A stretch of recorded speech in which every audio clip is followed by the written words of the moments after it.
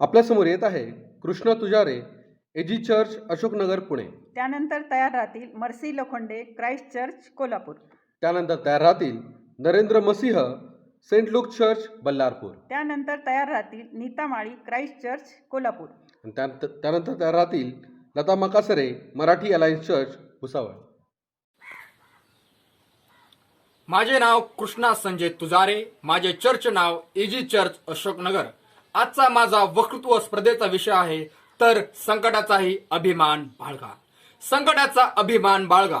संकटात तुमची capacity check होती. ज्यावेळेस एखादा विद्यार्थी 10वी क्लासमध्ये शिकत असतो त्यावेळेस त्याला 50, 60 किंवा 70 यापैकी ज्यावेळेस टक्के पडते त्याच कॅपॅसिटीनुसार, त्या क्षमतेनुसार तो पुढील वर्गामध्ये ऍडमिशन घेतो. आर्ट, कॉमर्स, सायन्स त्याच्या त्या क्षमतेवरती, त्या मार्क्सवरती त्याला पुढे ऍडमिशन मिळते. त्याचमुळे मी सांगतो की संकटाचा अभिमान बाळगा. संकटात तुमची कॅपॅसिटी चेक होते. संकटाचा अभिमान बाळगा. संकटातच तुम्ही इतिहास रचता. बायबलमध्ये स्टोरी आहे दावीद आणि गल्ल्याताची. गल्ल्यात खूप शूर, वीर, महावीर योद्धा होता. पण दावीद हा त्याच्या समोर एक लहान मुलगा होता. पण दावीदाचा विश्वास परमेश्वरावरती होता आणि दावीदाने त्याच विश्वासाने त्या गल्ल्याताचा सामना केला. तो स्वतःला कमजोर तो समजला नाही आणि दावीदाने गल्ल्याताचा सामना केला आणि युद्धामध्ये दावीद विजयी झाला. आणि दावीदाच्या नावाने जयजयकार, दावीदाच्या नावाने घोषणा त्या ठिकाणी झाली. शौलाने हजारो वधले, दावीदाने लाखो वधले. यस माझ्या भावा आणि बहिणो, संकटातच तुम्ही इतिहास रचता. म्हणून संकटाचा अभिमान बाळगा. संकटातच तुम्ही मजबूत होता. म्हणून संकटाचा अभिमान बाळगा. शद्रक, मेषक, अबेदनगो यांचा विश्वासाची पारख होणार होती. तो राजा होता. त्याने राजोनी एक फरमान काढला होता की तुम्ही या मूर्तीसमोर नमन करावं. पण शद्रक, मेषक, अबेदनगो त्यावेळेस त्या राजाची त्यांनी आज्ञा मानली नाही. त्यांनी परमेश्वराला शब्द दिला होता की आम्ही देवासाठी जगू आणि देवासाठीच मरू. आणि ते त्या राजाच्या विनंतीनुसार ते त्या मूर्तीसमोर झुकले नाही. त्यांच्या विश्वासाची पारख होणार होती.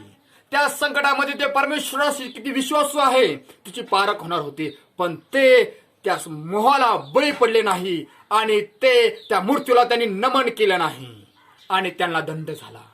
त्यासाठी त्याला अग्नीच्या भट्टेमध्ये जावं लागलं. ते त्यांनी माघारी बघितलं नाही. ते अग्नीच्या भट्टेमध्ये गेले आणि त्या ठिकाणी परमेश्वराने त्यांना वाचवलं. त्यांचा एक देखील केस भस्म झाला नाही. त्यांचा एक देखील केस जाळला नाही. म्हणून संकटाचा अभिमान बाळगा. संकटातच तुमच्या विश्वासाची पारख होते. संकटातच तुम्ही मजबूत बनता. संकटाचा अभिमान बाळगा. संकटातच तुम्हाला तुमच्या वचनाचे, संकटातच तुम्ही मजबूत बनता. संकटाचा अभिमान बाळगा. संकटातच तुम्हाला तुमच्या वचनाची आठवण होते. ज्यावेळेस एखादा आर्मी, ज्यावेळेस एखादा पोलीस शपथ घेतो, तो शपथ घेतो की मी माझ्या देशासाठी माझं संपूर्ण जीवन समर्पित करेल. ज्यावेळेस युद्ध होतं, ज्यावेळेस परीक्षा होती, ज्यावेळेस बॉर्डरवरती युद्ध होतं, त्यावेळेस एखाद्या आर्मीला गोळी लागते. त्याच वेळेस त्याला आपल्या वचनाची आठवण येते. प्राण जाय पर वचन ना जाय. त्यावेळेस त्याच्या वचनाची आठवण येते आणि तो अभिमानाने मरतो. गर्वाने सांगतो की मी जय हिंद, वंदे मातरम. तो गर्वाने मरतो, अभिमानाने. त्याच्या चेहऱ्यावरती अभिमान असतंय. म्हणून युद्धाचा, संकटाचा अभिमान बाळगा. संकटातच तुम्हाला तुमच्या वचनाची आठवण होते. संकटाचा अभिमान बाळगा. संकटातच तुम्ही दुसऱ्यांसाठी आशीर्वादाचे पात्र बनता. इलिया एका शार्पत विधवेच्या घरी गेला. त्या दुष्काळाच्या परिस्थितीमध्ये तिच्या घरामध्ये थोडं पीठ आणि थोडं तेल होतं. पण माझ्या भावा आणि बहिणींनो, तिचं तेल आणि पीठ हे संपलं होतं. ते थोडं होतं. पण इलियाने विनंती केली मला थोडं दे. पण त्या स्त्रीने उदारतेने देवाच्या दासाला ते दिलं आणि पूर्ण दुष्काळ संपला. कधी तिचं तेल संपलं नाही, तिचं पीठ संपलं नाही. म्हणून संकटाचा अभिमान बाळगा. संकटातच तुम्ही दुसऱ्यांसाठी दुप्पट आशीर्वादाचे पात्र बनता. संकटाचा अभिमान बाळगा. कारण की संकटाचा अभिमान बाळगा. संकटातच कळतं की तुमच्या संकटापेक्षा तुमचा देव मोठा आहे. गीतकारांनी म्हटलं आहे ए मत कहो खुदा से मेरी मुश्किलें बड़ी है, मेरी मुश्किलों से कह दो मेरा खुदा बडा है. यामुळे मी सांगतो माझ्या भावा आणि बहिणींनो, संकट आपल्या जीवनामध्ये येतात. जोपर्यंत या जगामध्ये आहे, परमेश्वर वचनामध्ये लिहिलं आहे, दुःख त्रास जीवनामध्ये येणार आहे. घाबरू नका, भिवू नका, मी जगाला जिंकला आहे. होयस. आणि ते त्या राजाच्या विनंतीनुसार ते त्या मूर्तीसमोर झुकले नाही. त्यांच्या विश्वासाची पारख होणार होती. त्या संकटामध्ये ते परमेश्वराशी किती विश्वासू आहे तिची पारख होणार होती. पण ते त्या मोहाला बळी पडले नाही आणि ते त्या मूर्तीला त्यांनी नमन केलं नाही आणि त्यांना दंड झाला. त्यासाठी त्याला अग्नीच्या भट्टेमध्ये जावं लागलं. ते त्यांनी माघारी बघितलं नाही, ते अग्नीच्या भट्टेमध्ये गेले आणि त्या ठिकाणी परमेश्वराने त्यांना वाचवलं. त्यांचा एक देखील केस भस्म झाला नाही, त्यांचा एक देखील केस जाळला नाही. म्हणून संकटाचा मान बाळगा. संकटातच तुमच्या विश्वासाची पारख होते. संकटातच तुम्ही मजबूत बनता. संकटाचा मान बाळगा. संकटातच तुम्हाला तुमच्या वचनाची आठवण होते. ज्यावेळेस एखादा आर्मी, ज्यावेळेस एखादा पोलीस शपथ घेतो, तो शपथ घेतो की मी माझ्या देशासाठी माझं संपूर्ण जीवन समर्पित करेल. ज्यावेळेस युद्ध होतं, ज्यावेळेस परीक्षा होती, ज्यावेळेस बॉर्डरवरती युद्ध होतं, त्यावेळेस एखाद्या आर्मीला गोळी लागते. त्याच वेळेस त्याला आपल्या वचनाची आठवण येते. प्राण जाय पर वचन ना जाय. त्यावेळेस त्याच्या वचनाची आठवण येते आणि तो अभिमानाने मरतो. गर्वाने सांगतो की मी जय हिंद वंदे मातरम. तो गर्वाने मरतो, अभिमानाने. त्याच्या चेहऱ्यावरती अभिमान असतंय. म्हणून युद्धाचा, संकटाचा अभिमान बाळगा. संकटातच तुम्हाला तुमच्या वचनाची आठवण होते. संकटाचा अभिमान बाळगा. संकटातच तुम्ही दुसऱ्यांसाठी आशीर्वादाचे पात्र बनता.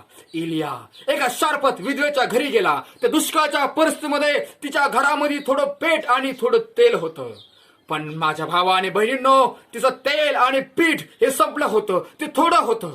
पण इलियाने विनंती केली, मला थोडं दे. पण त्या स्त्रीने उदारतेने देवाच्या दासाला ते दिलं आणि पूर्ण दुष्काळ संपला. कधी तिचं तेल संपलं नाही, तिचं पीठ संपलं नाही. म्हणून संकटाचा अभिमान बाळगा. संकटातच तुम्ही दुसऱ्यांसाठी दुप्पट आशीर्वादाचे पात्र बनता. संकटाचा अभिमान बाळगा. कारण की संकटाचा अभिमान बाळगा. संकटातच कळतं की तुमच्या संकटापेक्षा तुमचा देव मोठा आहे. गीतकारांनी म्हटलं आहे, ए मत कहो खुदा से मेरी मुश्किलें बड़ी है, मेरी मुश्किलों से कह दो मेरा खुदा बडा है. यामुळे मी सांगतो माझ्या भावा आणि बहिणींनो, संकट आपल्या जीवनामध्ये येतात. जोपर्यंत या जगामध्ये आहे, परमेश्वर वचनामध्ये लिहिलं आहे, दुःख त्रास जीवनामध्ये येणार आहे. घाबरू नका, भिवू नका, मी जगाला जिंकला आहे. होयस. धीर धरा, सब्र राखा, घाबरू नका, भिवू नका, मी तुमच्या बरोबर आहे. आणि संकटात अभिमान बाळगा. सर्वांना ख्रिस्तामध्ये सप्रेम सलाम. माझे नाव मर्सी सचिन लोखंडे आहे. मी ख्राइस्ट चर्च कोल्हापूर या चर्चचे मेंबर आहे. रोमकरास पत्र याचा 5वा अध्याय आणि 3रे वचन. तर संकटाचीही अभिमान बाळगतो. संकट ही कधीपासून आली? तर बायबलमध्ये जर आपण बघितलं, उत्पत्ती या पुस्तकामध्ये देवाने आदाम व हवा ह्याला निर्माण केले आणि आदाम आणि हवा ह्याने देवाची आज्ञा मोडली सैतानाचं ऐकून आणि देवाने त्यांना शिक्षा दिली आणि एदेन बागेतून त्यांना बाहेर काढले. आदाम व हवा ह्यांना 2 मुलं होती, काईन आणि हबेल. काईन हा शेतकरी होता आणि हबेल हा मेंढपाळ होता. पुढे आपण असे पाहतो की कायनाने हबेलाला ठार मारले, कारण हबेलाचं जे अर्पण होतं ते देवाने आदराने स्वीकारले आणि कायनाचं स्वीकारले नाही. आणि म्हणून कायनाने हबेलाला ठार मारले आणि देवाने कायनाला देखील शिक्षा दिली. तसेच नोहाच्या काळामध्ये 40 दिवस 40 रात्र पूर आला, कारण त्या समय पण लोक चुकीचं वागत होते, पापात होते.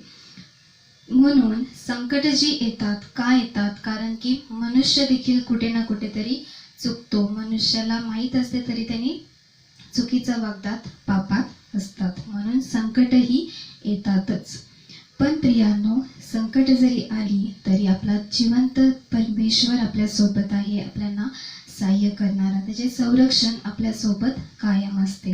स्तोत्रसंहिता 91 आणि वचन 11 आपल्याला असे सांगते की कारण तुझ्या सर्व मार्गात तुझे रक्षण करण्याची तुझ्याविषयी तो आपल्या दिव्य दूतांना आज्ञा देईल. फक्त आपला दृढ विश्वास पाहिजे की देवाचे दिव्य दूत आणि देवाचे संरक्षण आपल्यासोबत आपल्या संकट समयी कायम आहे. बायबलमध्ये कित्येक जण होऊन गेले ज्यांनी खूप मोठे त्यांच्यावर संकट होते, पण त्यांनी देवावरती काय ठेवला आहे? विश्वास ठेवला आहे आणि म्हणून देवाने त्यांना देखील बाहेर काढलेलं आहे. उदाहरण इयोब हा सात्विक होता, सरळ मनाचा होता, देवाचे भय बाळगणारा होता आणि पापापासून दूर राहणारा असा इयोब होता. तो धनवान होता आणि पूर्व देशात सर्व लोकात त्याचे नाव थोर होते. आणि इयोबाच्या पुस्तकामध्ये आपण पाहतो की देवाने सैतानाला परवानगी दिलेली असते इयोबाची परीक्षा घेण्यासाठी आणि इयोब त्या परीक्षेमध्ये उत्तीर्ण होतो, कारण की त्यांनी देवावरती त्याचा विश्वास ठेवला नाही किंवा तो देवावर चिडला नाही की आधी मी एवढा चांगला होतो आणि आता तू मला असं का केलास. पण जे देवाने त्याला जसं ठेवले तसं तो राहिला आणि आपण देखील देवाने आपल्याला जसं ठेवलंय तसं आपण राहायला पाहिजे. आताची जर परिस्थिती आपण बघितली तर कोविड-19 आणि नुकताच पूर देखील येऊन गेला आणि कोविडमध्ये बरेचांची नोकऱ्या गेल्या, धंदे सगळे बंद होते, बरेचांचे प्रियजन त्यांना सोडून गेले. तसेच पुरामध्ये देखील बहुतेकांचे घर बुडाले, त्यांचं देखील बरंच नुकसान झालं. पण पहिले करिंथकरास पत्र याचा 10वा अध्याय आणि 13 वचन आपल्याला काय सांगते की मनुष्याला सहन करिता येत नाही अशी परीक्षा तुम्हावर गुदरली नाही आणि देव आपल्या सहनशक्ती पलीकडे आपली परीक्षा घेत नाही. फक्त आपल्याला त्याच्यातून तो बाहेर पण काढतो, त्याच्यातनं आपल्याला सहाय्य पण करतो. फक्त आपला त्याच्यावर विश्वास असला पाहिजे. आपण लीन व नम्र अंतकरणाने देवाकडे सहाय्य मागितलं पाहिजे, कारण की देवाचं वचन काय सांगते की मागा म्हणजे मिळेल. बहुतेक जण संकटामध्ये दुःखी होतात, निराश होतात, देवावर प्रश्न करतात की देवाने आम्हाला असे का ठेवले. पण रोमकरास पत्र ह्याचा 5वा अध्याय आणि 13 ते 5 जर आपण वचन वाचली तर ती काय सांगतात तर संकटाचीही अभिमान बाळगतो, कारण संकटाने धीर, धीराने शील आणि शीलाने आशा निर्माण होते आणि आशा लाजवत नाही. आणि जेव्हा आपण असेच संकटामध्ये राहिलो, संकटाचा जर आपण अभिमान बाळगला तर जेव्हा देव परत येणार आहे तेव्हा तो नक्कीच आपल्याला त्याचे प्रतिफळ देणार आहे. हा विश्वास, ही आशा आपल्यामध्ये पाहिजे. आपण त्या संकटाचा अभिमान बाळगला पाहिजे. आपण कोणत्याही स्थितीत असलो तरी आनंदी राहिलं पाहिजे. प्रभूमध्ये सर्वदा आनंद करा. थँक्यू. Praise the lord. प्रभु यीशु मसीह के मधुर नाम में आप सभी को मेरा सलाम. मैं नरेंद्र मसीह, संत उत्तर बल्लारपुर, महाराष्ट्र. आज का प्रभु का वचन है जो रोम के पत्री उसका 5वां अध्याय हमें 30वें वचन में मिलता है. संत पौलुस यहाँ लिखता है, केवल यही नहीं वरन सब कलेशों में धीरज धरे, यही जान करके कलेश से धीरज है. संत पौलुस रोम के कलीसियों को पत्र में इसलिए लिखता है कि कलीसिया में जो क्लेश हो रहा था, मुसीबत थी, परेशानी थी, बहुत ही कठिनाई थी, उसको किस प्रकार हम और मजबूत करना चाहता है. पौलुस का मुख्य उद्देश्य था कि कलीसिया को आत्मिक उन्नति करे, कलीसिया में एक मजबूती प्रदान करे, क्योंकि पौलुस अपने जीवन से प्रभु की महिमा करना चाहता था. विश्वासी परमेश्वर के साथ मेल का आनंद ले सकते हैं जो पा लिया गया है, परंतु जीवन के अनुभव में हम कैसे प्रतिक्रिया करें जो कि बहुत विरुद्ध और कठिन है, उनको उनके दुखों में आनंद मनाना है. आनंद शब्द वही शब्द है जो 2 वचन में है, दुखों, कलेशों, पीड़ा, दबाव में. याकूब ने भी यही लिखा, जब तुम नाना प्रकार के परीक्षा में पढ़ते हो तो मेरे भाई उसे आनंद समझो. यद्यपि सहनशीलता स्थिरता प्रथम परिणाम है पृथ्वी के कड़ी में जो कि कलेश उत्पन्न होता है. यह कलेशों में आत्मिक मानना, ये जो कि हमें कलेश से आरंभ होती है, कलेश से धीरज उत्पन्न होता है. देखते हैं यहाँ पर पौलुस इसीलिए कहता है, इससे क्या होता है कि केवल एक विश्वासी जब वो धीरज का विकास करता है तो देखते उसके जीवन में बहुत अद्भुत काम होता है। इससे क्या होता है कि उसकी एक आत्मिक उन्नति होती है, जिससे आशा उत्पन्न होता है। और हम देखते हैं कि जब एक विश्वासी क्लेश उठाते हैं तो हम देखते हैं कि धीरज का विकास होता है और यह उनके चरित्र में गहराई लाता है। एक जो गहरा जो भाग है, एक प्रथम जो परिणाम है, एक आशा उत्पन्न करता है कि वो कैसे मनुष्य के जीवन को आगे बढ़ाएं। संत पौलुस हम देखते हैं कि कहता है कि जब प्रभु आत्मा है और जहाँ आत्मा में स्वतंत्रता है, इसलिए पौलुस ये भी कहता है जो कि प्रभु की संगति में रहता है उसके साथ एक आत्मा हो जाता है। यदि यह प्रभु की संगति में आने के बाद हमारे जीवन एक नई शक्ति, एक सामर्थ्य मिलता है और एक कलेशों में, संसार की परीक्षाओं में हमें विजय प्राप्त होता है कि हम परमेश्वर के साथ मेल मिलाप जब करते हैं।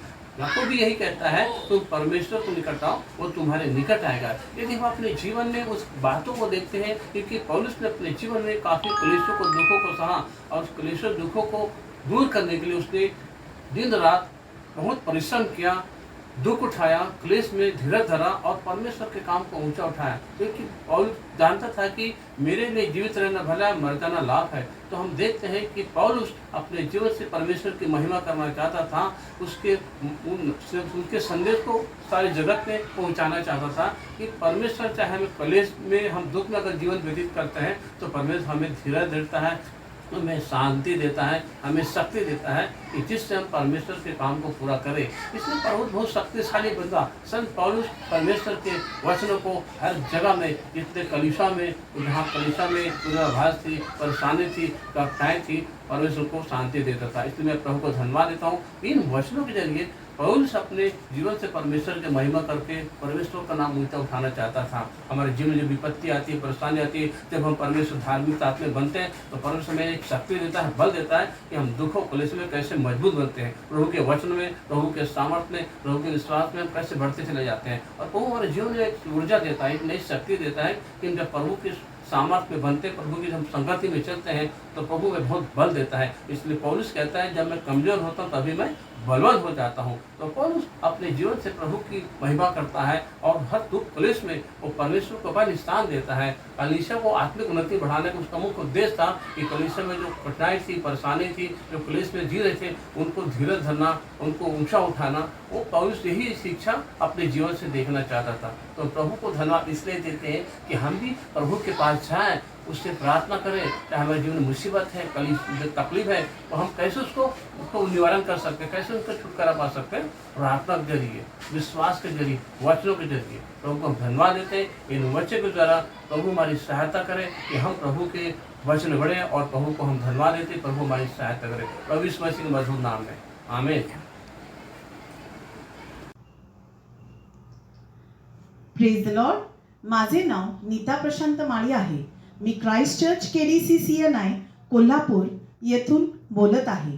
माझ्या वक्तृत्वाचा विषय आहे रोमकरास पत्र याचा 5वा अध्याय आणि वचन 3। तर संकटाचाही आम्ही अभिमान बाळगतो। प्रियांनो, वक्तृत्वाकडे जाण्याच्या आधी प्रथम आपण थोडं रोमकराच्या मंडळीबद्दल व अध्यायाबद्दल जाणून घेण्याचा प्रयत्न करूया। रोमकराची मंडळी म्हटली तर या मंडळीमध्ये यहुदी, हेल्यानी व परराष्ट्रीय लोक एकत्रितरित्या राहत होते आणि अशा परिस्थितीमध्ये देवाचे वचन तसेच देवामध्ये स्थिर राहण्यासाठी व प्रभूच्या मंडळीची उन्नती करण्यासाठी संत पाऊल आपल्या पत्रांच्याद्वारे लोकांना बोध करत असे। तसेच या अध्यायाबद्दल जाणून घेण्याचा आपण प्रयत्न करूया। या अध्यायामध्ये विशेष करून आपल्याला ख्रिस्ताची प्रीती, दया तसेच विश्वास, मरण आणि नंतर ख्रिस्ताकडून तारण याविषयीची माहिती दिलेली आहे। आता जाऊया आपल्या वक्तृत्वाच्या वाक्याकडे। या वाक्यातील पहिला शब्द आहे संकट। प्रियांनो, संकट म्हटले तर मानवी स्वभावाप्रमाणे आपल्याला एकच प्रश्न येतो, देवप्पा या संकटासाठी मीच का? परंतु प्रियांनो, संकटातही कधी आपण पवित्र शास्त्रातील वचनांचा व पुस्तकांचा अभ्यास केलेला आहे का? संकटाविषयीचे एक सुंदर पुस्तक म्हणजे योबाचे पुस्तक। प्रियांनो, जर आपण बघितले तर योबाने कधीही आपल्या जीवनामध्ये आलेल्या संकटाविषयी परमेश्वराकडे तक्रार किंवा कुरकुर केली नाही।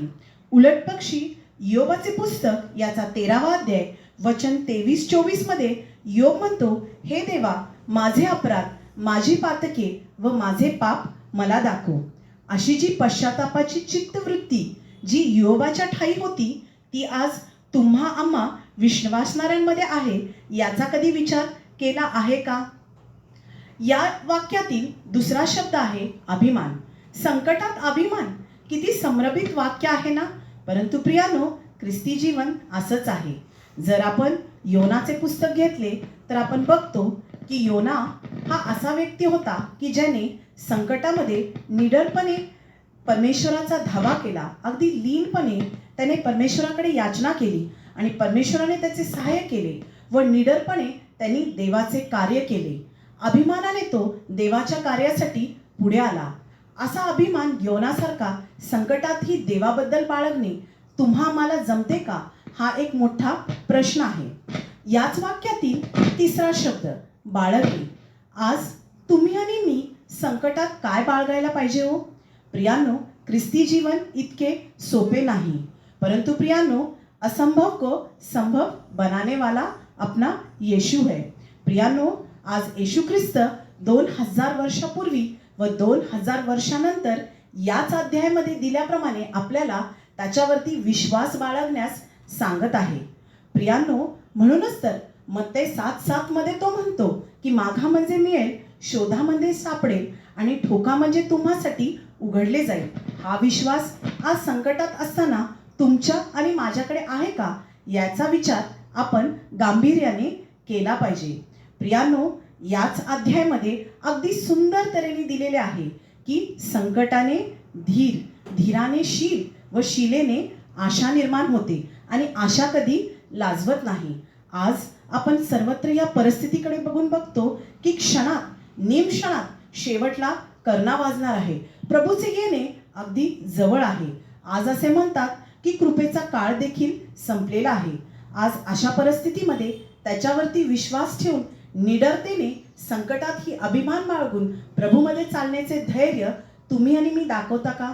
एक गीतकर्ता म्हणतो, मौत का डर सताए तुझे तो सलीब पे तू गौर कर, यीशु ने मौत को जीत लिया है, ये विश्वास कर. प्रियानो, आज मी विशेष करून एक व्हॉट्सॲप मेसेज तुमच्यासाठी सांगते जो सर्वत्र फिरत आहे की don't worry much about delta, we have alpha and omega. या विश्वासाने तुम्ही आणि मी जगत आहोत का की प्रारंभ आणि शेवट माझ्याबरोबर आहे. आज मी विशेष करून परमेश्वराकडे प्रार्थना करते की संकटात ही अभिमान बाळगण्यासाठी प्रभू तुम्हाला आणि मला सहाय्य करो. मी सेंट लूक चर्चचे पालक साहेब व सेशन कमिटीचे विशेष आभार मानते की सुंदर अशा स्पर्धेचे देवाच्या गौरवासाठी त्याने आयोजन केलेले आहे. थँक्यू. माझं नाव सर लता भास्कर मकासरे आहे. मी अलायन्स मराठी चर्च भुसावळ याची मेंबर आहे. सेंट लूक चर्च पुणे यांचा 33वा वर्धापन दिन आहे आणि खरोखर या दिनानिमित्त त्या मंडळीला, तेथील पालक साहेबांना आणि तेथील पदाधिकारी वर्गाला माझ्या हार्दिक शुभेच्छा. आणि खरोखर परमेश्वर आपणा सर्वांस आशीर्वादित करो आणि त्याच्या आध्यात्मिक उन्नतीत तुमची वाढ करो, हीच माझी सदिच्छा प्रार्थना परमेश्वराचरणी आहे. आज आपला विषय आहे, जी वक्तृत्व स्पर्धेचा विषय आहे की रोम 5:3 की संकटाचा परिणाम धीर हा होतो. प्रियांनो, आज आम्ही पाहत आहोत की खरोखर 2020 सालापासून कोरोना ह्या महामारीमुळे हे संपूर्ण जग हादरून गेलेलं आहे. आपला देश देखील हादरून गेलेला आहे आणि कितीतरी कुटुंब बेघर झालेली आहेत. लाखो लोकांना आपला प्राण गमवावा लागलेला आहे. पुष्कळशी लोक बेरोजगारीमुळे त्रस्त झालेले आहेत आणि अशा महामारीच्या संकटात देखील परमेश्वराने आपल्या विश्वासणाऱ्या कळपाला राखून ठेवलेला आहे आणि धीराने ते ह्या घटनेत देखील प्रामुख्याने धीराने पुढे जात आहेत. केवळ परमेश्वराच्या विश्वासामध्ये वाढत आहे. आणि या कठीण समय चालत असताना खरोखर आम्हाला पवित्र शास्त्रातील वचनांची आठवण होती की आज आम्ही अशा कठीण परिस्थितीत चालत आहोत. परंतु ज्यावेळेस आम्ही पाहतो की नोहाच्या काळात परमेश्वराने सांगितलं नोहाला की मी जलप्रलय आणून ह्या संपूर्ण जगाचा नाश करणार आहे. प्रियांनो, नोहाला ज्यावेळेस तारू करायला सांगितलं तोपर्यंत त्याला जलप्रलय काय हे त्यांना माहीत नव्हतं, परंतु त्याने विश्वास ठेवला आणि धीर ठेवला की परमेश्वराने जे सांगितलं ते तो करणार, आणि त्याने ते तारू बनवणं चालू केलं. 120 वर्षाचा काळ लोटला, परंतु त्याने आपला धीर सोडला नाही आणि त्याप्रमाणे तो करत राहिला. आणि शेवटी जलप्रलयामध्ये संपूर्ण जगाचा नाश झाला, परंतु नोहाचं कुटुंब हे तारलं गेलं. प्रियांनो, तसेच आम्ही पाहतो योबाचं चरित्र की योग, परमेश्वराने त्याच्याविषयी साक्ष दिली की योबासारखा ह्या भूतलावर सात्विक, परमेश्वराला भिवून वागणारा असा मनुष्य नाही. आणि खरोखर प्रियांनो, ज्यावेळेस सैतानाने योबाची परीक्षा घेतली त्यावेळेस योबाचं एका दिवसात सर्वस्व नाहीसं झालं. त्याचं धनसंपत्ती लुटली गेली, त्याचं लेकरं बाळ मारले गेले आणि तो अगदी निर्धन झाला. त्याला स्वतः गळव्यान फोड यांनी तो त्रस्त झाला आणि घराच्या बाहेर खापर घेऊन तो राखेत बसला. परंतु प्रियांनो, एवढा संकटातही, इतक्या स्वतःच्या जीवावर बेटल्यावरही त्याने कधीच परमेश्वराला नाव ठेवलं नाही. त्याने कधीच परमेश्वराला विचारलं नाही की असं का. आणि खरोखर प्रियांनो, त्याच्या विश्वासाने, त्याच्या धीराने त्याला सामर्थ्य पुरवलं आणि परमेश्वराने नंतर त्याला अतिशय वृंदीगत असं केलेलं आपण पाहतो. प्रियांनो, आम्ही मोशेला पाहतो की ज्यावेळेस मोशेला परमेश्वराने सांगितलं की मोशे, मिस्री लोकांच्या दास्यातून माझ्या लोकांना, माझ्या इस्रायल वंशजाला बाहेर काढायचं आहे आणि त्यासाठी तुला जायचं, त्यावेळेस मोशे एक एक कारण सांगत गेला की परमेश्वरा, मी जड मुखाचा आहे, परमेश्वराला मला बोलता येत नाही, माझ्यात धैर्य नाही. परंतु परमेश्वराला तो एक एक सबक सांगत गेला. त्यामुळे परमेश्वराचा कोप त्याच्यावर भडकला आणि ज्यावेळेस तो निघून जात होता, उतर शाळेत तो उतरला होता, त्यावेळेस परमेश्वराने मोशेला पिडण्याचं चालू केलं. परमेश्वराने त्याला पुन्हा एकदा विचारणा केली आणि त्याला पिडलं. त्यावेळेस सिपोरा हिने पाहिलं की परमेश्वराचा कोप भडकलेला आहे आणि त्यावेळेस सिपोराने गारगोटी घेतली आणि गारगोटी घेऊन आपला मोठा मुलगा गेरशोनाची अग्रत्वाच्या कापली आणि ते रक्त तिने मोशेच्या चरणाजवळ लावलं, पायाला लावलं आणि परमेश्वराची प्रार्थना केली की परमेश्वरा, हा रक्ताने विकत घेतलेला माझा नवरा आहे. आणि अशा रीतीने परमेश्वराने मोशेला पिडण्याचं सोडून दिलं. खरोखर प्रियांनो, ह्या ठिकाणी या सर्वांचा धीर आपल्याला दिसून येतो. खरोखर माझ्या कुटुंबात देखील असा प्रसंग आलेला होता की माझे पती 2012 मध्ये अगदी सिरियस झाले होते. त्यांच्या प्लेटलेट्स एकदम 500 झाल्या होत्या आणि डॉक्टरांनी काही तास दिले होते. परंतु कुटुंबियांच्या प्रार्थना, आमचा धीर आणि विश्वास यामुळे परमेश्वराने दया केली आणि त्यांना आरोग्य दिलं. आणि खरोखर जे वचन आम्हाला सांगतं की स्तोत्र 23, मृत्यूछायेच्या दरीतूनही मी जात असलो तरी अरिष्टाच भिणार नाही, कारण तू माझ्याबरोबर आहेस. आणि खरोखर प्रियांनो, तुझी आकडी व तुझी काठी मला धीर देतात आणि या वचनामुळे आज त्याचा विश्वासणाऱ्यांचा कळप टिकून आहे आणि पुढे पुढे जात आहे. खरोखर परमेश्वराच्या नावाला धन्यवाद असो. आणि हे वरकुचा स्पर्धेच्या विषयाने आम्हाला स्वतः आत्मसमर्पण करण्याची गरज आहे, हीच विनंती. Praise the lord. Thank you Jesus. आता आपल्यासमोर येत आहे Justin Khetre, Christ church, Aurangabad. त्यानंतर तयार राहतील वैभवी आढाव, शालोम चर्च, इचलकरंजी. त्यानंतर तयार राहतील Vijaya Bhosale, Saint James church, Thane. त्यानंतर तयार राहतील Navita Alexander, Saint Luke church, Ballarpur. त्यानंतर तयार राहतील Yesudas Meshram, Saint Michael church, Durgapur. ख्रिस्तात सर्वांना सलाम. माझं नाव जस्टिन जोसेफ केत्रे. मी क्राइस्ट चर्च छावणी औरंगाबाद या मंडळीचा सदस्य आहे. सर्वप्रथम सेंट लूक्स चर्च मंडळीला, पाळक साहेबांना, पास्टेट कमिटीला त्यांच्या वर्धापन दिनानिमित्त हार्दिक हार्दिक शुभेच्छा. प्रियांनो, वक्तृत्व स्पर्धा जी आयोजित केलेली आहे आणि विषय जो दिलेला आहे तो म्हणजे रोमकारास पत्र 5वा अध्याय आणि 3ऱ्या वचनातून, इतकेच नाही तर आम्ही संकटांचाही अभिमान बाळगतो. प्रियांनो, हे जे वचन आहे हे लिखाण केलेलं आहे संत पाऊलाने. आणि प्रियांनो, पाऊलाने हे लिखाण करत असताना हे लिखाण इसवी सन 55 ते इसवी सन 56च्या दरम्यान केलेलं आहे. आणि प्रियांनो, पाऊल हे लिखाण करत असताना हा जर संपूर्ण परिच्छेद आपण वाचन केला तर यामध्ये 3ऱ्या वचनापासून तर 5व्या वचनापर्यंत पाऊल लिहितो. इतकेच नाही तर आम्ही संकटांचाही अभिमान बाळगतो, कारण आम्हाला ठाऊक आहे की संकटाने धीराने शील आणि शीलाने आशा निर्माण होते आणि आशा लाजवत नाही, कारण आपल्याला दिलेल्या पवित्र आत्म्याच्या द्वारे आपल्या अंतःकरणात देवाच्या प्रीतीचा वर्षाव झाला आहे. प्रियांनो, पाऊल हे लिखाण करत असताना याचं शीर्षक आहे विश्वासाचा परिणाम.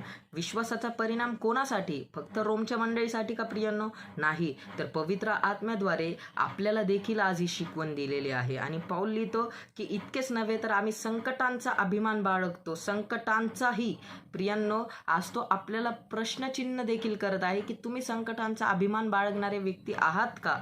प्रियांनो, मनुष्याचा जीवितक्रम, मनुष्याची वाटचाल जर आपण बघितली तर पवित्र शास्त्रानुसार स्तोत्र 90:10 मध्ये सांगितलेलं आहे मनुष्याचे आयुष्य 70 वर्ष आणि फार तर शक्ती असल्यास 80 वर्ष एवढे आहे. आणि त्याचा डामडोल केवळ कष्टमय व दुःखमय आहे. ते लवकर सरते आणि आम्ही निघून जातो. प्रियांनो, मला तुम्हाला सांगू द्या, काही लोक याहून कमी जागणार आहेत, काही लोक याहून अधिक जागणार आहेत. प्रियांनो, महत्त्वाचं हे नाही आहे की आम्ही किती जगतो, महत्त्वाचं हे आहे की आम्ही देवाला विश्वास राहून किती जगतो, आम्ही देवासाठी किती जगतो. कारण प्रियांनो, जर आपण संपूर्ण शास्त्र बघितलं, आमचं पवित्र शास्त्र, तर त्यामध्ये जे देवाचे विश्वासूगण होते, देवाचे निवडलेले लोक होते, एक एक व्यक्तिमत्व होतं, ते देवाला त्यांच्या प्रत्येक टप्प्यामध्ये विश्वासू राहिलेले आहेत.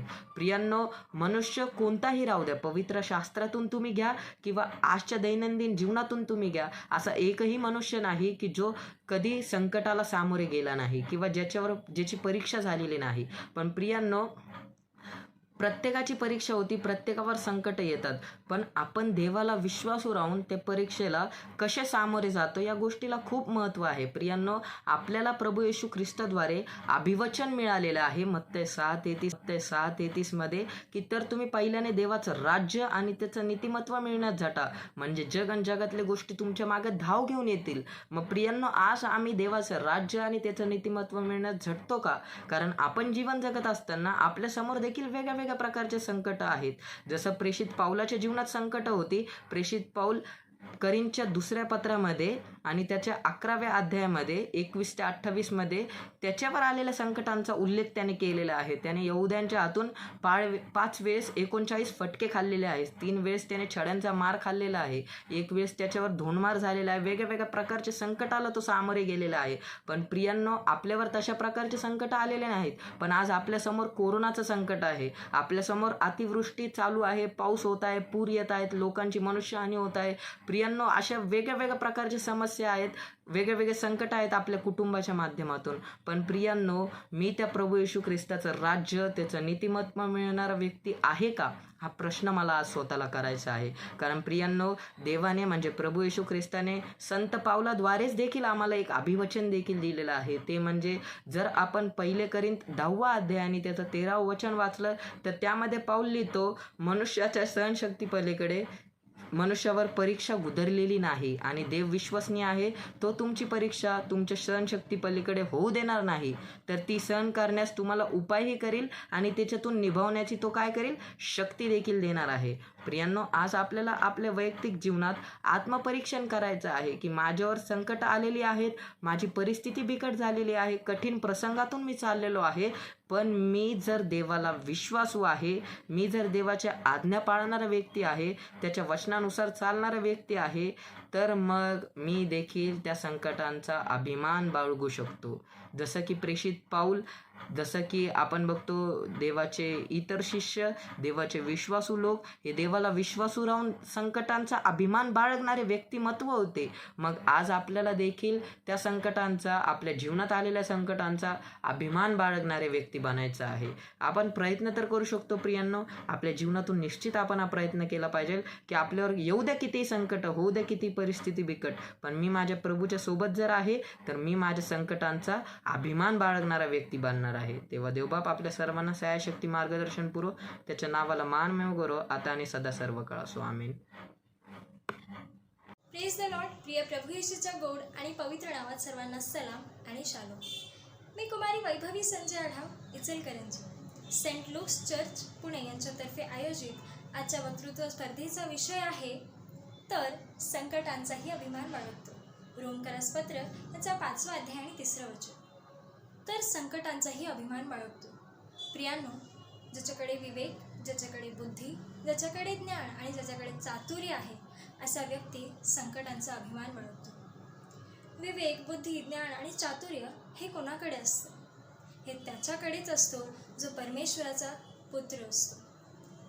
प्रियांनो, तुम्हाला सांगू द्या, ज्यावेळेस आपल्या जीवनात संकट येतं त्यावेळेस आपण त्याला कोणत्या पद्धतीने पाहतो. संकटाला सामोरं जाण्याच्या 3 गोष्टी आहेत. सर्वात प्रथम म्हणजे फिअर, ज्याला आपण मराठीत भय असे म्हणतो. प्रियांनो, ज्यावेळेस आपल्यावर संकट येतं त्यावेळेस त्या संकटात आपण निराश होतो का? त्या संकटात आपण हताश होतो का? तर प्रियांनो, मला एक सांगू द्या, आपण परमेश्वराचे पुत्र आहोत. ज्यावेळेस एखाद्या आपण दैहिक किंवा जगिक व्यक्तीकडे पाहतो तर मला तुम्हाला सांगू द्या की त्याच्याकडे कोणतीही आशा नसते प्रियांनो, तो एकटा असतो. पण ज्यावेळेस तुम्ही एखाद्या आत्मिक मनुष्याकडे पाहता तर त्यावेळेस तो एकटा नसून त्याच्यासोबत त्रैक्यदेव असतो.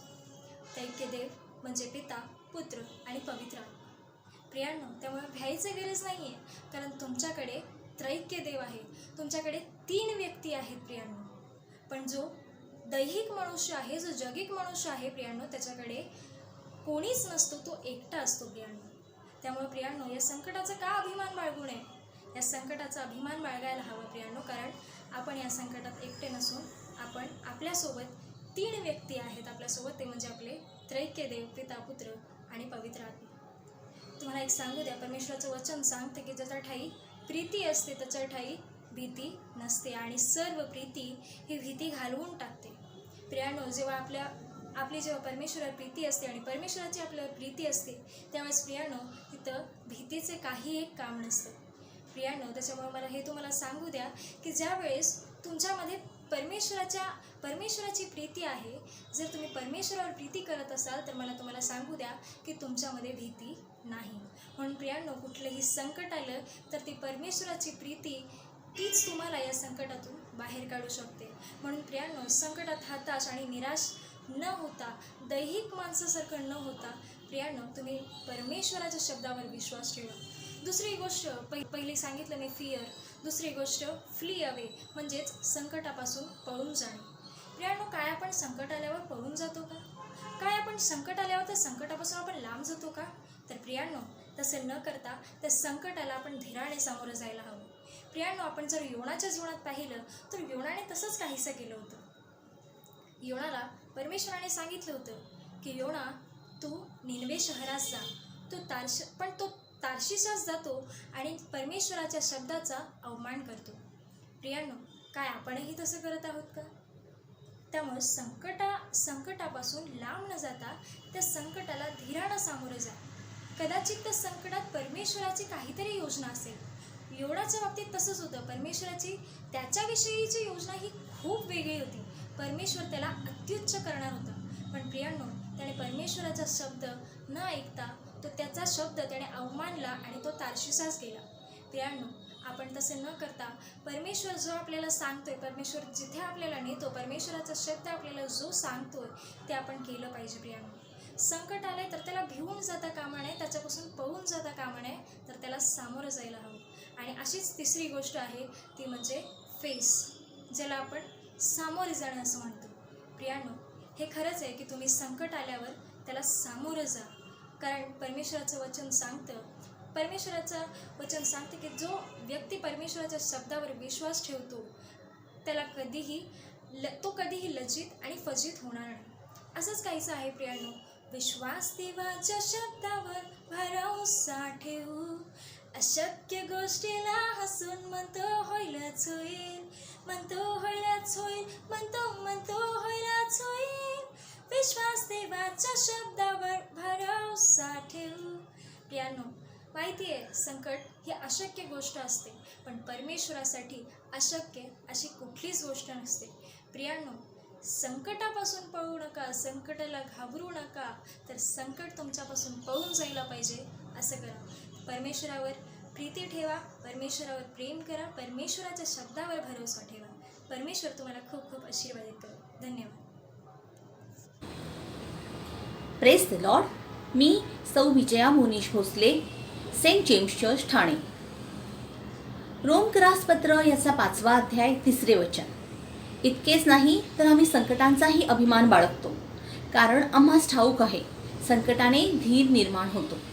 रोमकरासपत्र 5वा अध्याय 3रे वचन. होय प्रियांनो, बरोबर ऐकले तुम्ही, हेच वचन आहे. संकटांचाही अभिमान बाळगतो. मनुष्य स्वभावाच्या किती विरोधाभास दाखविणारी ही प्रतिक्रिया आहे. साधारणपणे आपल्यावर जेव्हा संकटे येतात तेव्हा आपण घाबरणे हे अपेक्षित आहे, पण इथे तर घाबरणे कैक पटी लांब राहिले. उलट आपला आत्मविश्वास वाढविणारे हे वचन आहे. माझ्या मते आपण जसजसे वयाने व अनुभवाने समृद्ध होत जाऊ तसतसे आपण ह्या वचनाचा अधिक प्रत्यय घेऊ शकू. प्रभू येशू ख्रिस्ताने केलेल्या प्रत्येक चमत्काराचा उगम हा संकटातूनच झालेला आहे. कुणी अंधळे होते, कुणी लंगडे होते, कुणी भुकेले होते, कुणी तहानेले होते, कुणी वादळात सापडलेले होते. इतकेच नाही तर प्रभू येशू ख्रिस्ताने अनेकांना मेलेल्यातून देखील जिवंत केलेले आहे.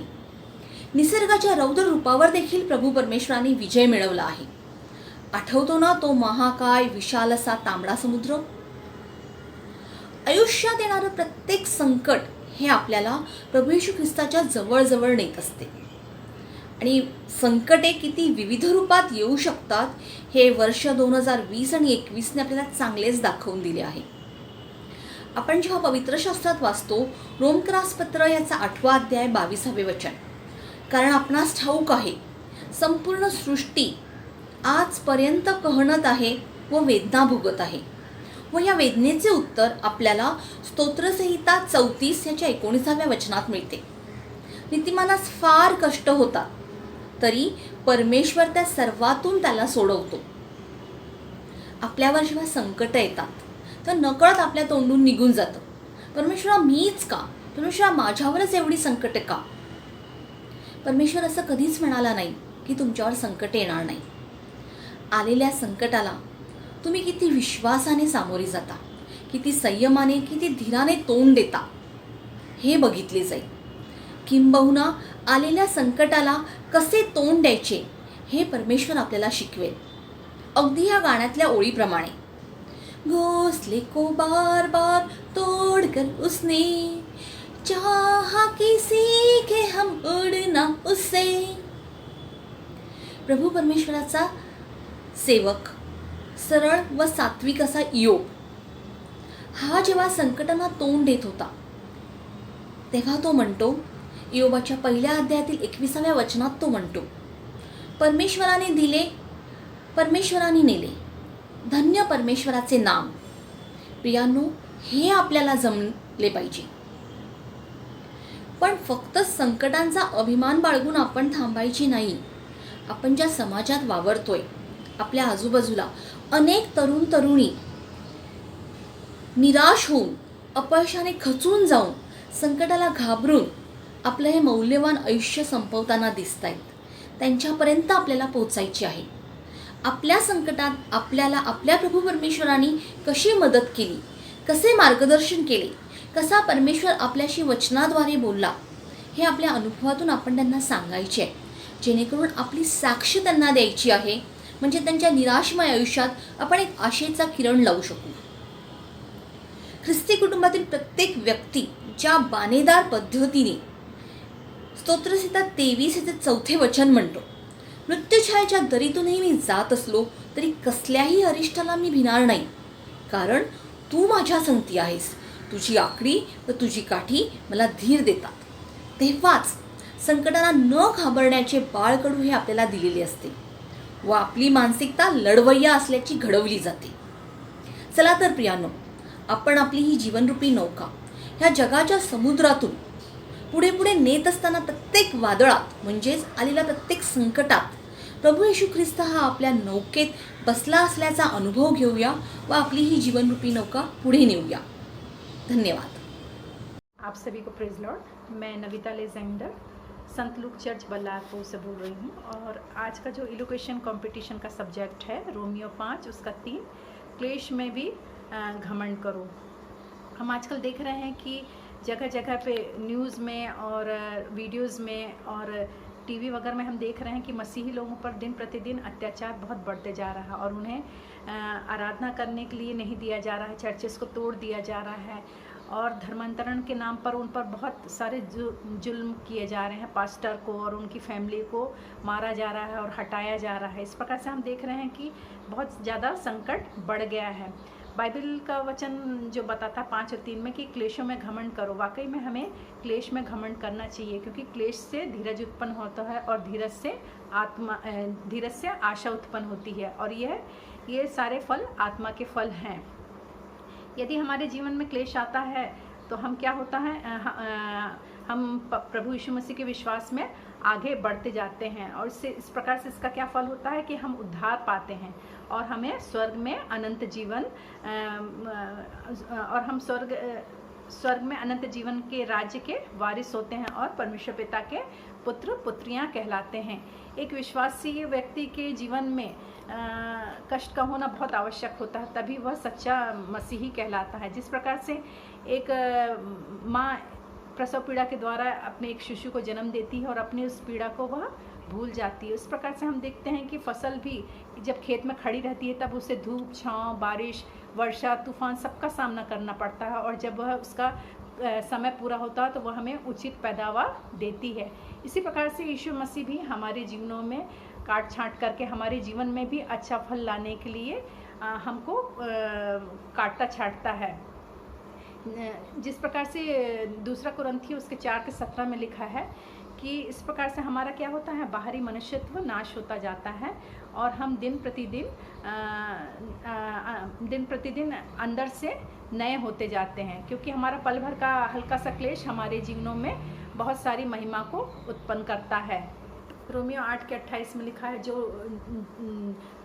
जो लोग परमेश्वर से प्रेम रखते हैं उनके लिए सब बातें मिलकर भलाई ही को उत्पन्न करती हैं, और यदि हम परमेश्वर हमारी ओर है तो हमारा विरोधी कौन हो सकता है। इसलिए हमारे जीवनों में कितने भी क्लेश और संकट आए तो हमको घबराना नहीं चाहिए, क्योंकि प्रकाशित वाक्य उसका दूसरे अध्याय उसका 10वें वचन में लिखा है कि प्राण देने तक विश्वासी रह तो मैं तुझे जीवन का मुकुट दूंगा। परमेश्वर पिता ने हमें क्लेशों में स्थिर रखने को कहा है और निरंतर प्रार्थना करने को कहा है।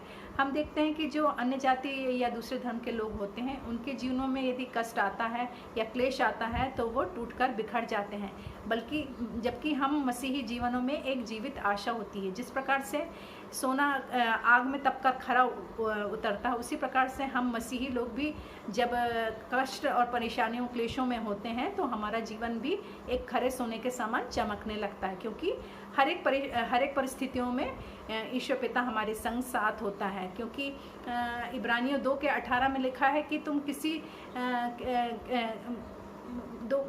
इब्रानियों 2:18 में लिखा है, क्योंकि जब उसने परीक्षा की दशा में दुख उठाया है तो वह उनकी भी सहायता करता है जिनकी परीक्षा होती है। और 1 कुरिन्थियों उसका 10:13 वचन में लिखा है कि ईश्वर पिता हमें कभी भी सामर्थ्य से बाहर परीक्षा में पढ़ने नहीं देता, बल्कि वह परीक्षा में पढ़ने के समय हमारे साथ रहता है और हमें उन परीक्षाओं से बाहर भी निकालता है। और जबकि परमेश्वर पिता ने हमको सुसमाचार देने का काम सौंपा है तो हमें वह कार्य दृढ़तापूर्वक करना चाहिए, क्योंकि हमारा जीवता परमेश्वर हमेशा हमारे संग साथ रहता है। क्योंकि उसने कहा है संसार में तुम्हें क्लेश होता है परंतु ढांढस बांधो, मैंने संसार को जीत लिया है। इसलिए हमें किसी भी प्रकार का मन में डर भय नहीं रखना चाहिए, क्योंकि हमारा जीवता परमेश्वर हमारे संग साथ रहता है और हमारे हर एक बातों में वो हमारे संग साथ रहता है। इसलिए हमें अपने क्लेशों में घमंड करना चाहिए। धन्यवाद। प्रभू येशूच्या पवित्र नावामध्ये आपणा सर्वांना सलाम। माझं नाव येशुदास मेश्राम आहे। मी सेंट मायकल चर्च दुर्गापूर या भागातून या चर्चचा मेंबर आहे, या भागातून येतो। आणि आजचा जो विषय आपल्याला दिलेला आहे की संकटातही अभिमान बाळगावा, संकटाचा अभिमान बाळगणे ही एक मोठी गोष्ट आहे। कारण जेव्हा आपल्यावर संकट येतो तेव्हा आपण सहसा घाबरून जातो आणि संकटाच्या काळामध्ये आपण धीराने पुढे जात नाही, तर आपण कचरून जातो आणि आपल्या पाठीशी परमेश्वर आहे हे विसरून जातो। परंतु संत पाऊल रोमकराच्या पत्रामध्ये 5वा अध्याय आणि 3ऱ्या वचनामध्ये जे आपल्याला सांगतो की संकटाचा अभिमान बाळगा, किंवा मराठीमध्ये सांगितलं की संकटाच्या मध्ये जयोत्सव म्हणावा। जर आपण संत पावलाची यादी पाहिली, त्याच्यावर आलेल्या संकटाची, समुद्रातील संकट, त्याच्यावर आलेले क्लेश, त्याला जे एकदा सापाने गुंडाळलं आणि अशा पुष्कळशे संकटाची एक यादी सताव झाला संत पावलाला, ह्या सगळ्या गोष्टीची यादी आपण जर पाहिली तर त्यामध्ये आपल्याला समजेल की त्यांच्यापुढे आपले संकट हे काहीच नाही, क्षुल्लक आहे. परंतु आजच्या ह्या काळामध्ये जे आपण पाहतो की महामारी आलेली आहे आणि सताव होत आहे, लोकांना ताडना दिल्या जात आहे, जेलमध्ये टाकल्या जात आहे, खोटे आरोप आणल्या जात आहे, तेव्हा आपण घाबरून जातो, कचरून जातो. आणि तेव्हा आपण संकटाला सामोरे जाताना आपण म्हणजे की परमेश्वरावर संपूर्णतः विसंबून राहत नाही. पवित्र आत्म्याचं मार्गदर्शन साठी आपण याचना करत नाही, परमेश्वराला प्रार्थना करत नाही. तर आपण घाबरून जगिक दृष्टीकडे आपण पाहण्याचा प्रयत्न करतो की हा मनुष्य मला साथ देईल, हा कोणीतरी नेता मला साथ देईल. परंतु आपल्यामध्ये जे आहे पवित्र आत्मा दिलेला आहे त्याला जागृत करून आपण जर पवित्र आत्म्याच्या द्वारे मार्गदर्शनाखाली प्रीतीने जर आपण परमेश्वराकडे जातो तर परमेश्वर म्हणतो की माझी प्रीती किंवा माझी दया तुला पुढे आहे. आणि दया म्हटलं की जे काही पाप आहे त्याच्यावर दंडाची आज्ञा नाही. हे महत्त्वाची गोष्ट आपण लक्षात घेतली पाहिजे की जिथे दया आहे परमेश्वराची तिथे दंडाज्ञा नाही. आणि म्हणून जेव्हा आपल्यावर संकट येते तेव्हा आपण धीराने पुढे जाऊन आणि परमेश्वरावर संपूर्णतः भरोसा ठेवून आपण पुढे गेलं पाहिजे. तर परमेश्वर आपणा सर्वांना सहायता आणि मदत करो आणि खरोखर या जीवन संपूर्णतः भरोसा ठेवून आपण पुढे गेलं पाहिजे. तर परमेश्वर आपणा सर्वांना सहायता आणि मदत करो आणि खरोखर या जीवनामध्ये या ज्या कठीण अशा प्रसंगामध्ये किंवा पुष्कळदा आपल्यावर जे आपण एक हिंदू राष्ट्रामध्ये राहतो तेव्हा आपल्या पुढे एक संकट येतात, मोह येतात आणि ह्या सर्वातून आपण जेव्हा मनन करतो, जेव्हा शास्त्रवचन वाचतो तेव्हा निश्चित आपण त्याला पुढे जात असताना संकट कितीही मोठं असू द्या, प्रभू ईश्वर जे मोठं संकट आलं त्यापेक्षा कोणतेही संकट मोठं नाही. किंवा इयोबाचं जे संकट आपण पाहतो, इयोबाची संपूर्ण संपत्ती नष्ट झाली, त्याचं घरदार निस्तनाभूत झालं आणि शेवटी त्याची पत्नी देखील म्हणू लागली की तू आपलं देवाला विसरून जा आणि मरून जा, देवाला दोष दे. परंतु शेवटपर्यंत तो धीराने राहिला आणि विजयी झाला. आणि म्हणून इयोबाप्रमाणे आणि प्रभू येशूचं उदाहरण पुढे ठेवून आपण ह्या जीवनामध्ये आपलं संपूर्ण जीवन परमेश्वराला समर्पण केलं पाहिजे. प्रभू आपल्या सर्वांना आशीर्वाद